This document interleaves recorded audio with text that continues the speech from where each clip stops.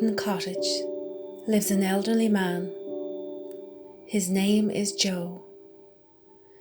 With only the company of his dog Winnie and the wild animals outside, it's quite a lonely existence. Seldom he has visitors, only from the local shopkeeper, Ted and his son Billy.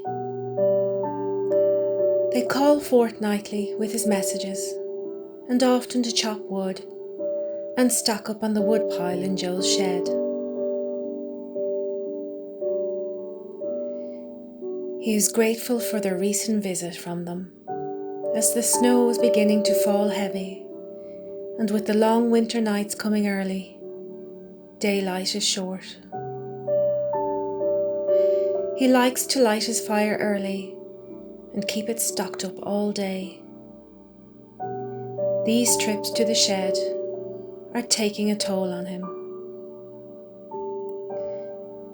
It means that he will have to get out of his cosy slippers once more and into the cold boots.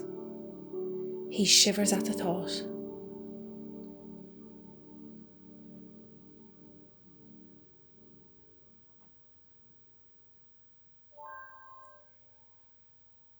He decides to boil the water for tea while he makes the trip to the shed. Of course, Winnie was excited to get outside and chase the squirrel that had been teasing her all day at the window. In her mind, she was still a young pup, although the 12 years had caught up with her now slow body. She still made a great attempt at getting out to that tree to cause a ruckus and let Mrs. Squirrel know just who the boss was. Joe chuckled to himself now as he put his wellies on, his coat, hat and scarf to brave the bitter evening outside. Checking the window once more for the heavy snowfall belting down, he reluctantly takes his slippers off and puts on his cold boots and steps outside. "Come on, Winnie," he says. "Let's go fetch the wood. Ain't nobody else gonna get it for us." Of course, Winnie had other notions and headed straight for the squirrel tree. She begins her usual routine, round and round the tree, barking in her husky tone now as the bite has faded from her bark a long time ago. She's delighted to get outside and jump in the snow and show Squirrel who the boss is. But Joe isn't able to walk so much anymore, and they both miss the tracks that they once did together, both stiff with the arthritis that afflicts their bones. Joe begins to gather as many logs in his arms that he can hold, but he realises he has forgotten his gloves. His fingers have now numbed to a purple hue, and he can already feel the chill creeping into his bones. He decides on the driest logs that he can find from the special canopy that Ted built to cover and dry them out. He slowly retreats back towards the cabin, whistling for Winnie as he goes. Well, she must have gone back into the house as the cold got to her. He puts his logs by the fire to dry out and takes his boots off once more to slip back into his slippers, which are still warm. He checks on the boiling water for his tea, and he turns to look and see if Winnie is in her bed, licking the snow off her, or maybe gone to melt it by the fire. But he notices that she hasn't come back in. He opens the door again and calls her name. He decides she's not gone far and probably found another scent. After all, you can't take the nose from an old retriever dog. She probably has her head buried deep in a rabbit hole by now. He waits patiently at the door. He listens No sound. No bark. No nothing. Just an eerie silence.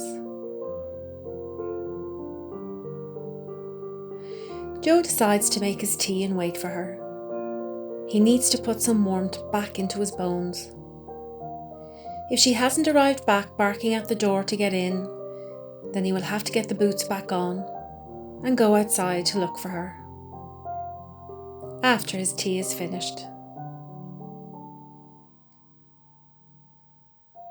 Well, Joe says to himself, I may get the boots back on. He begins his usual routine of wrapping up warm, but this time he doesn't forget his gloves. His fingers were only beginning to thaw out. He gets a torchlight from the press under the sink, as it is pitch black outside now. His eyesight is not what it used to be, and he didn't pick up his new prescription this year, so his glasses are not much use in the dark. He puts some more logs on the fire before he goes, and he steps back into the cold night. At least it stops snowing for now.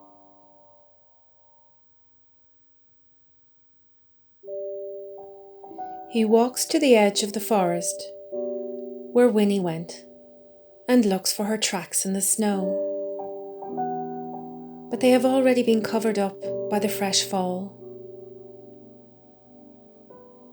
He decides to search a little deeper into the forest, his torchlight showing the way.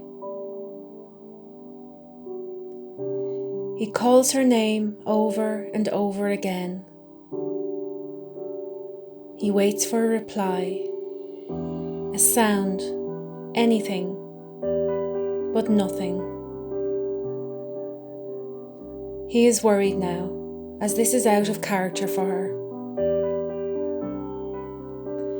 He makes a decision to go back home, as the snow is beginning to fall again. It swirls down through the big trees, landing on the forest bed like a carpet. Joe is finding it hard to see ahead and thinks that he may have lost the track he came in on.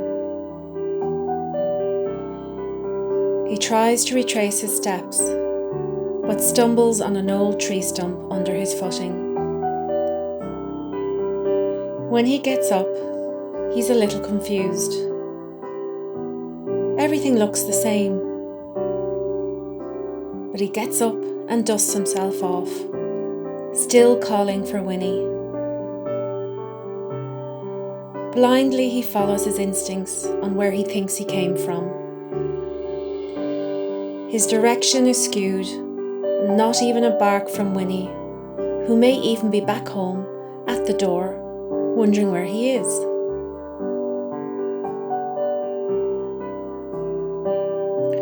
As he walks on, he makes a mental note that if he ever has to make a trip like this again, he will bring twine or ribbons to put on the trees and guide his way.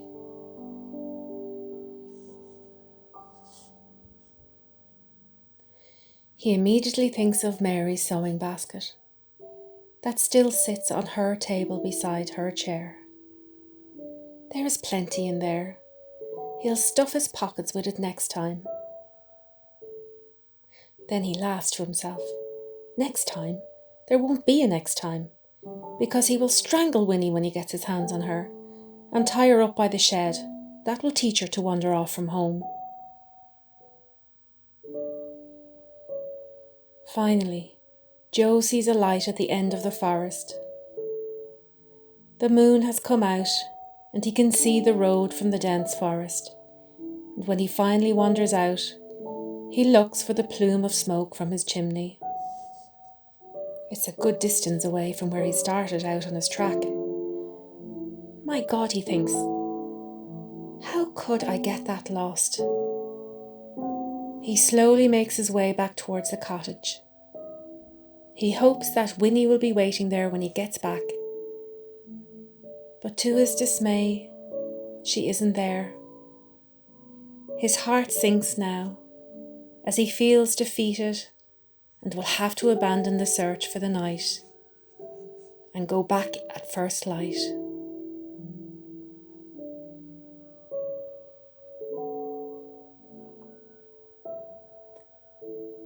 On returning, he immediately takes off his wet clothes and puts on his slippers that he left warming by the fire. He throws on more logs as he sees the fire has gone down a good bit. He must have been gone over an hour. He stands over the fire, rubbing his hands together, wondering what his next plan of action will be. Well, he may as well have some leftover dinner from yesterday. He heats up his meal and sits to eat it, and after a few mouthfuls, realises he hasn't got an appetite, as he normally eats and shares his food with Winnie. He's missing her company now. His meal stays untouched on the table. Maybe she'll eat it when she comes home. He decides to keep it for her.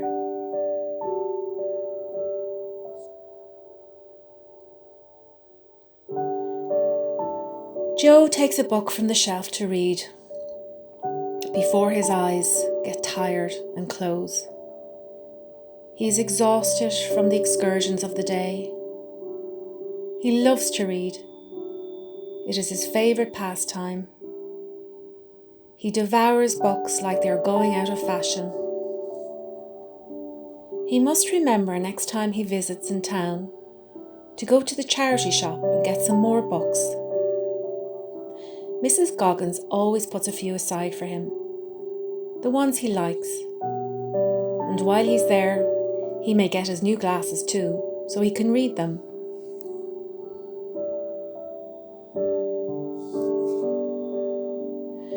Maybe a book will take his mind off Winnie, but after a few minutes he realises he has no concentration and nothing is going in. So no appetite for anything. He resorts to a small glass of brandy to warm his chest and stares into the fire,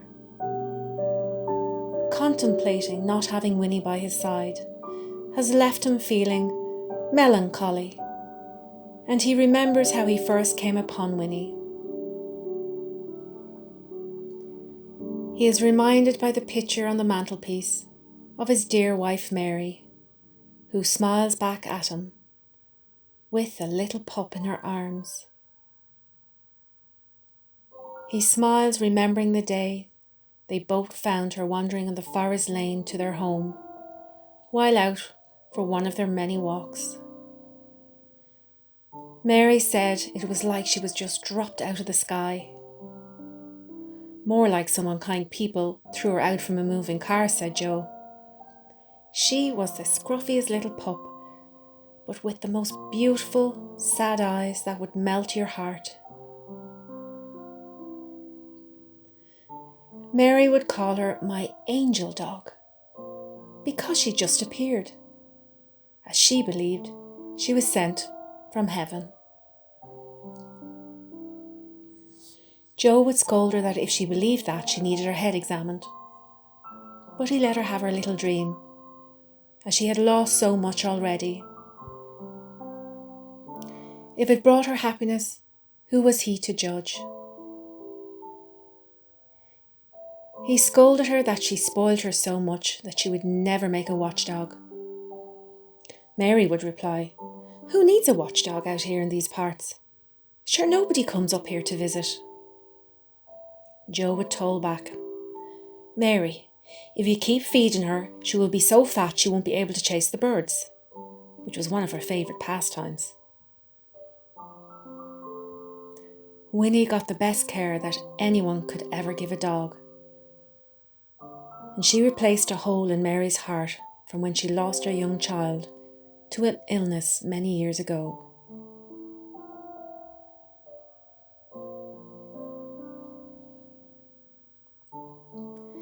Even though Mary was our main caregiver and spoiled her rotten, a huge fondness developed shortly between her and Joe on their many walks that they would take. They loved to fish and hunt for rabbits, and Winnie, being a mix of retriever dog and something else, would live for these escapades. They never figured out, even though many a night they would have guesses, but Mary would chime, "Sure, it doesn't matter what breed of mongrel she is. She's ours and she's gorgeous." Winnie would look up promptly, waiting for a cracker or a biscuit from Mary that always followed the word gorgeous. "Well, she's clever, I'll give her that," said Joe. The banter was mighty over this dog. In no time, he too was feeding her his leftover fatty meat and bones from his plate, under the watchful eyes of Mary, who would lift her one eyebrow, giving him the eye, as if to say, "I'm onto you."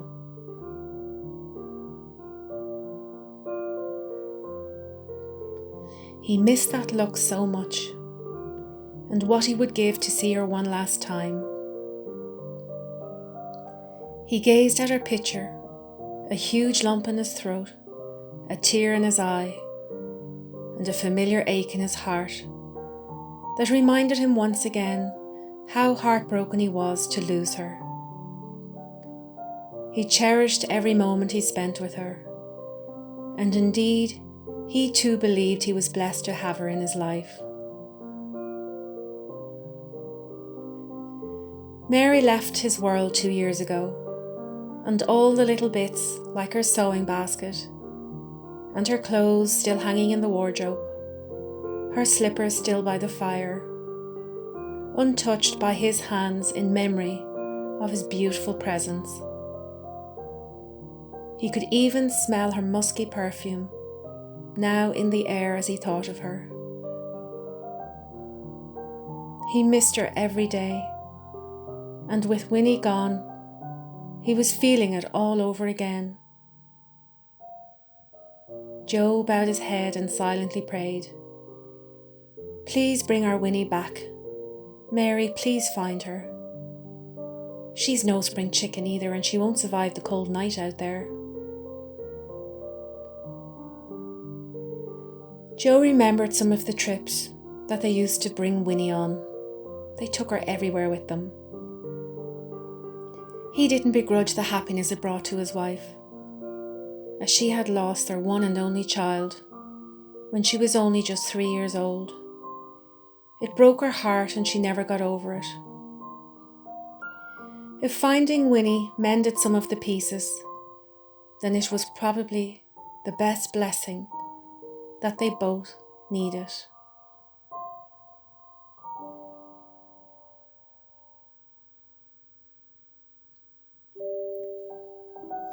Joe decided that he would have to go to bed without Winnie by his side.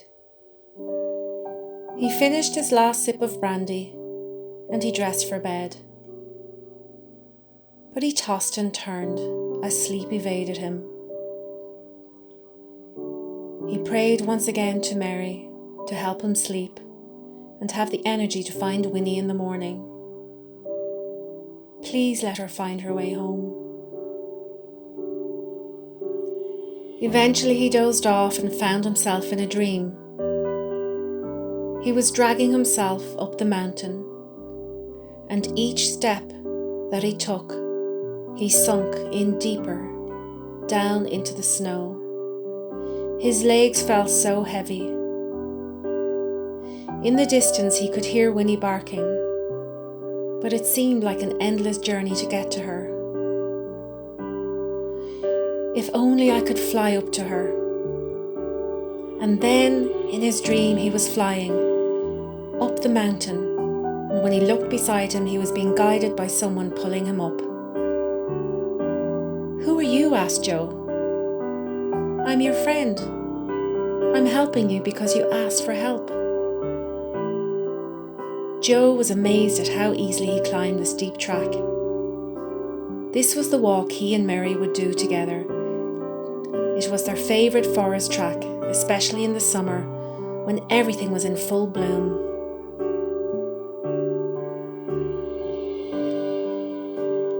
In his dream, the snow wasn't stopping him. He was gliding over it so easily that he instantly arrived to the top of the hill and knew then that he was being brought to the holly tree that he and Mary planted in memory of their young girl.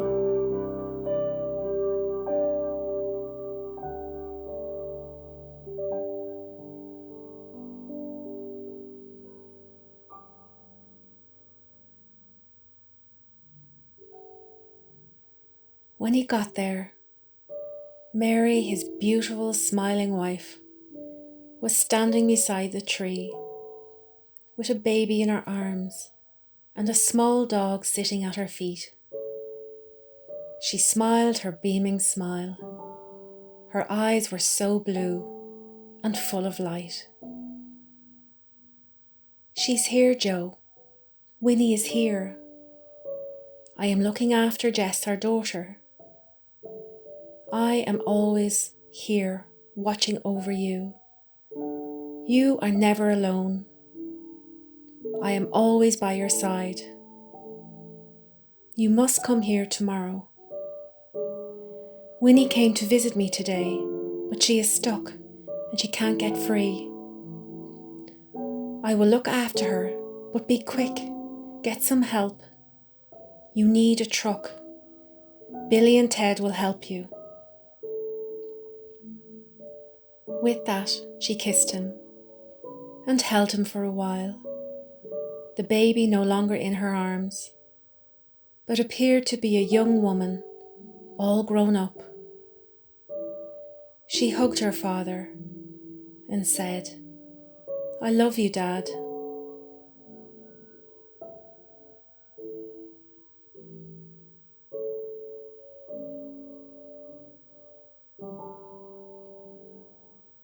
Joe began crying, and when he woke his pillow was wet from the tears. He heard his name being called, and he thought that he was still dreaming. He jumped up out of bed and went to the window to look outside. It was Billy and his father Ted, with the shopping. They were early this morning, but thank God for that. Mary was right. She told Joe in this dream that he needed help, and the help would arrive. He opened the door quickly, telling Billy's father to keep the engine running. "Winnie needs rescuing."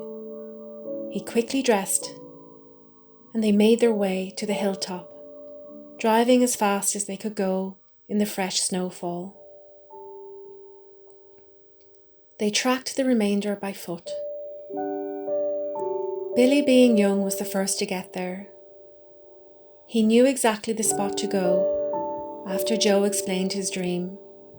Billy knew this holly tree, for he had been here many times to visit in the summer with his dad.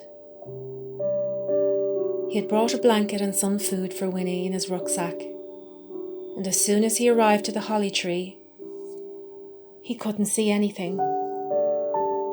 He didn't want to have to tell Joe, who was coming over the hill, that it was a wasted trip, or that Winnie wasn't here. In desperation, he shouted Winnie's name.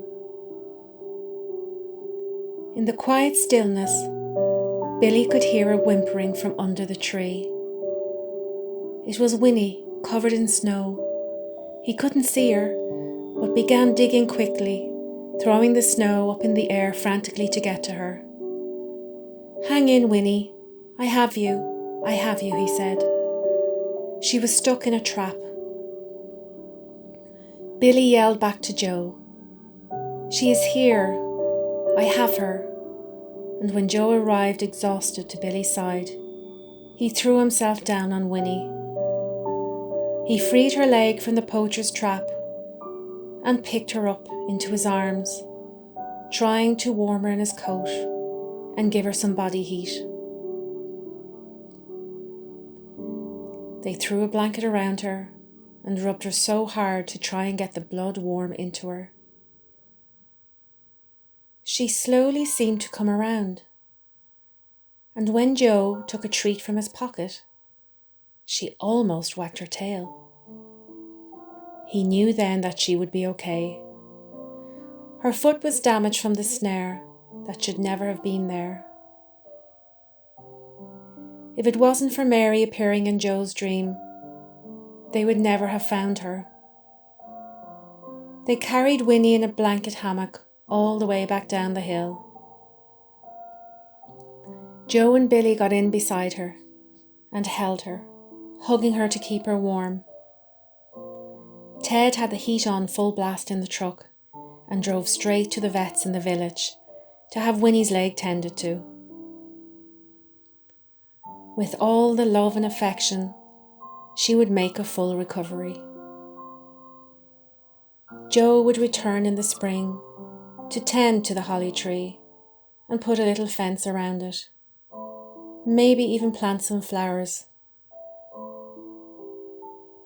He was so grateful to Mary for looking after Winnie. And when he thought about it, it was the anniversary of her passing. And maybe Winnie just wanted to visit their special place.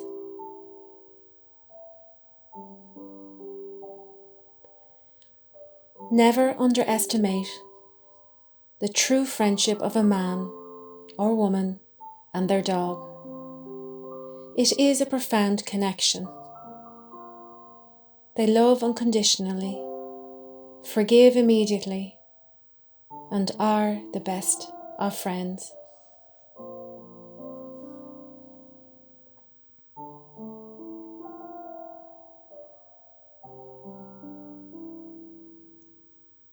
A poem, Alone from God. God promised at the birth of time a special friend to give. His time on earth is short, he said, so love him while he lives.